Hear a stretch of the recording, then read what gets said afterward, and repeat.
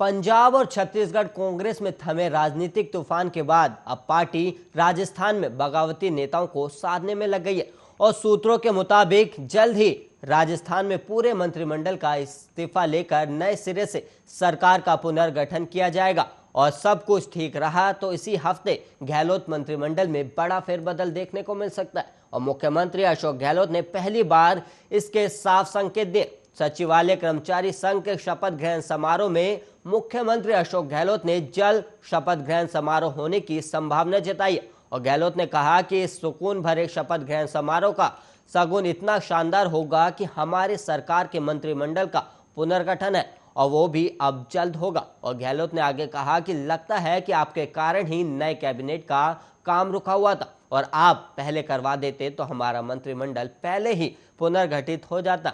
और आप अंदाजा लगा लीजिए आपके सचिवालय कर्मचारी संघ के शगुन को मैं किस रूप में मानता हूं और ये आप समझ जाइएगा। और इसके लिए मैं आपका आभारी हूं और मुझे उम्मीद है कि अब कोई देरी नहीं होगी और जल्द ही हमारा शपथ ग्रहण समारोह पूरा होगा। और गहलोत ने 11 नवंबर को सोनिया गांधी से मुलाकात के बाद दिल्ली में कहा था कि हाईकमान चाहेगा तब मंत्रिमंडल विस्तार होगा और थोड़ा सब्र रखिए। दिल्ली दौरे के दौरान सीएम अशोक गहलोत ने 10 नवंबर को राहुल गांधी के आवास पर प्रियंका गांधी, प्रभारी केसी वेणुगोपाल, प्रभारी अजय माकन के साथ लंबी मंत्रणा की थी। और गहलोत के बयान से यह साफ है कि कांग्रेस हाईकमान ने नए सिरे से कैबिनेट के गठन को मंजूरी दे दी और हाईकमान की मंजूरी के बाद ही गहलोत ने जल्द शपथ ग्रहण समारोह होने की बात कही। मंत्रिमंडल के विस्तार, फेरबदल और नए सिरे से गठन के मॉडल को लेकर चर्चा चल रही थी और अब गहलोत ने पुनर्गठन की बात कहकर साफ कर दिया है कि नए सिरे से गठन होगा। चित्तौड़गढ़ की बेंगू जेल से मंगलवार को 3 बंदी फरार हो गए और तीनों रेप और लूट के केस में बंद थे। और वहीं मंगलवार शाम को जब बंदियों की गिनती हुई तो बंदियों के भागने का खुलासा हुआ और जेल प्रशासन ने पुलिस को सूचना दी और मौके पर डीवीआईएसपी राजेंद्र सिंह पहुंचे और अलग अलग टीम बनाकर तलाश शुरू कर दी। और वहीं बताया गया कि बेंगू उप कारागृह में शाम को जब भी गिनती की जा रही थी तो पता चला कि 3 बंदी गरुड़िया निवासी मंडावरी बेंगू सुनील, सुरेश कजर, धर्मलाल मौजूद नहीं है।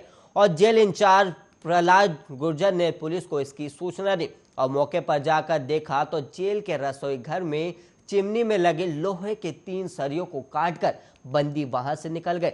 और वहीं डीवाईएसपी ने बताया कि शाम को करीब 6 बजे के करीब यह घटना जानकारी मिली और उसके बाद पूरे नगर में अलग अलग टीम बनाकर संभावित क्षेत्रों में बंदियों की तलाश शुरू कर दी थी। बंदियों के घर पर भी तलाशी ली जा रही और उन्होंने बताया कि अभी बेंगू जेल में 48 बंदी बंधे थे लेकिन 3 भाग गए और जेल प्रभारी प्रहलाद गुर्जर की ओर से एफआईआर दर्ज की गई है। और वहीं बढ़ेंगे अगली खबर की ओर, जहां पर राजस्थान के मुख्यमंत्री अशोक गहलोत ने मंगलवार को खुद ही शिक्षकों के तबादले में पैसे के लेन देन का मुद्दा उठाया और उन्होंने कहा कि हम सुनते हैं कि तबादले के लिए कई बार पैसे खिलाने पड़ते हैं और पता नहीं, आप बताइए ये सही है या नहीं, मुझे नहीं मालूम। और राज्य स्तरीय शिक्षक सम्मान समारोह में बैठे शिक्षकों की तरफ से आवाज आई, हाँ देने पड़ते हैं। और गहलोत ने कहा कि क्या बात सही है और पैसे देने हैं क्या, और फिर आवाज आई, हाँ देने पड़ते हैं। और गहलोत बोले कि कमाल है और ये बहुत ही दुखदाई बात है कि टीचर्स पैसे देकर ट्रांसफर करवाने को लालियत रहे और कोई पॉलिसी बन जाए, सबको मालूम रहे कि उसका तबादला कब होना है और तब फिर ना पैसे चलेंगे ना एमएलए के पास जाना पड़ेगा।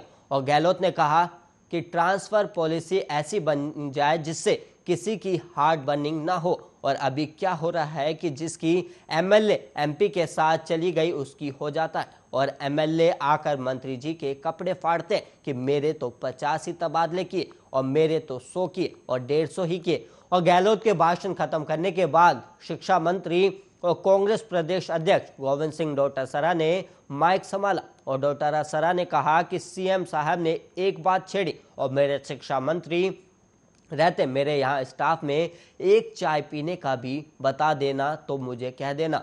और मुख्यमंत्री जी का इशारा था कि कहीं ना कहीं जेब कट जाती है और ये सब मेरे और मुख्यमंत्री जी के नेतृत्व में ट्रांसफर नीति लागू कर खत्म किया जाएगा। और मुख्यमंत्री गहलोत ने टीचर्स के तबादलों में पैसे चलने की बात कहकर खुद की ही सरकार पर ही सवाल खड़े कर दिए। और गहलोत के बयान ने शिक्षा मंत्री के सामने असहज स्थिति पैदा कर दी। और वहीं डोटासरा ने तत्काल सफाई भी दी और गहलोत के बयान को विपक्ष अब मुद्दा बना सकता है। और गहलोत सरकार को 3 साल पूरे होने को है और अब तक सरकार ट्रांसफर पॉलिसी नहीं बना सकी। और गहलोत ने पैसे लेकर ट्रांसफर होने की बात कहकर खुद की सरकार पर सवाल खड़े कर दिए हैं।